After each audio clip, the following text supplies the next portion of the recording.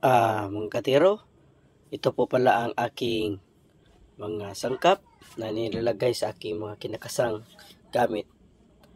Kung bago pa lang po kayo sa aking munting YouTube channel, paki-like, share, subscribe po. Maraming salamat po. Ngayon po ay iisa-isahin po natin kung ano nga ba itong mga mutya at bertudis galing kalikasan na ating kadalasang nilalagay sa aking mga ginagawang pandipinsa.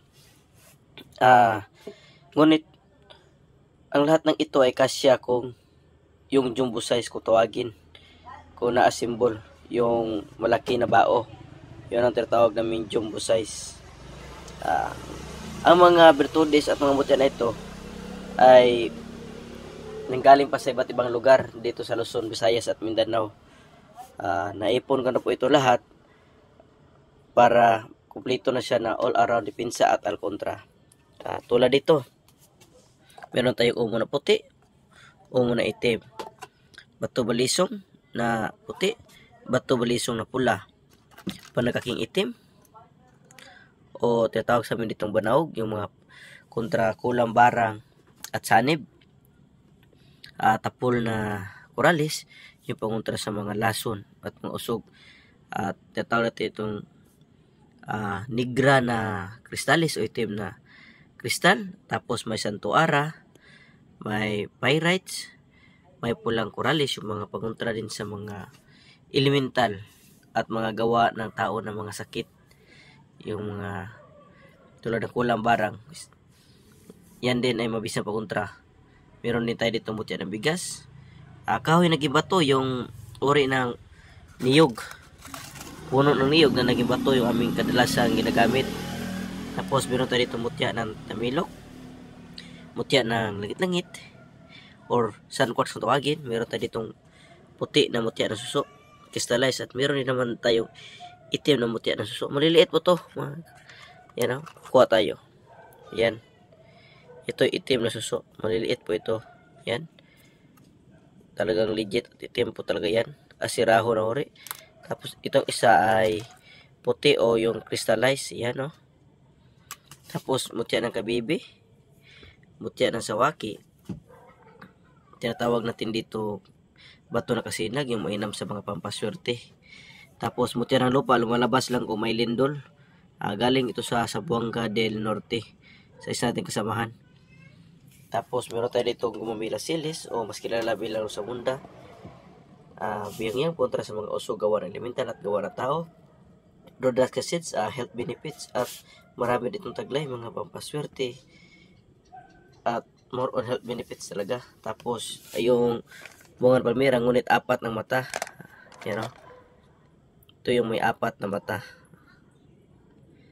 Tapos meron tayong tres cantos, buto ng panipas, bulan ninyo, bahay-bahay pangontra sa mga lason at mga kagat ng makakamandag. Tapos meron tayo itong panyas or puyas, ito'y pangontra din sa mga elemental at may tagaliwas ding taglay. At siyempre meron tayong tikong bibig pangontra sa mga inggit. Yan naman, special yan, galing sa Kihor, ang tinawag na milasa. Iba't ibang uri ng mga kahoy na minamasa nila tuwing mahal na araw doon sa Mount Madilana sa Kihor. Tapos meron tayo dito tinatawag na city figures o 7 figures, yung uri ng kahoy na 7 uri ang kanyang bunga. Tuwing season, iba-iba ang kanyang bunga. Pangkuan yan, yung tinatawag na panlamat, uri ng depensa na mag-iba-iba ang tingin na tao sa'yo. Tapos tinatawag ito mutya ng kawayan, ngunit bato po yan sa loob ng kawayan, parang stick, ngunit pag yung baliin ay para ni siyang bato, pero nakakuha yan sa loob ng mga bagakay, kaya tinatawag na mutya ng bagakay. At yung buhok ng maya-maya, yung dahon na kabal o salbigil, itong ating tinatawag na bunot ng libon, ngunit ito ay bugtong. Yung sa buong puno wala talaga ibabunga, isa lang, ngunit libon naman. Tapos meron tayo ditong kahoy na ligas panipas, yan, ito yung kahoy na mula pa sa Bukidnon, na may-ari nito ay ambush survivor. Ito ang kanyang laging dinadala, at tinatawag ng kahoy na ligas panipas. At ito tinatawag nating kahoy na balimbingan dito. Sa iba naman tinatawag na anubing, isang uri ng kabal. Magamit ito kadalasan nating mga kapatid, mga pulahan at ICS, sangkap sa pangkabal. At syempre meron tayo ditong tinatawag na sumbalik. Yan, pakontra sa mga itim na kapangyarihan na nais nilang i-course o idali nila sa inyo. Yan, kaya meron tayong sumbalik. Tapos syempre meron tayo ditong mga kahoy ng mga bertudis din. Kahoy panipas nagmula sa Kihor. Tapos yung banati na sikat sa Misor, pwede dito na Taguliwas. At yung tagnipas ng kilalang kilala sa Sikihor. Tapos ang Diyosamahan, yung uri ng kahoy na malaki ang kanyang dahon ngunit matigas din kung iyong kurtin. Tapos ang pinakakilala na kahoy, yung San Miguel. Ito yung kahoy na testida din sa mga depensa.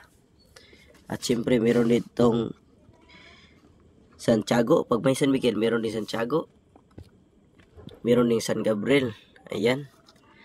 At meron din tayo ito San Guillermo. At meron din tayo dito Taglikayan. Yan, more on depensa yan na atake physical. At ito naman, mga atake spiritual. Ayan po ang ating 49 na uri ng mga mutya at bertudis galing kalikasan.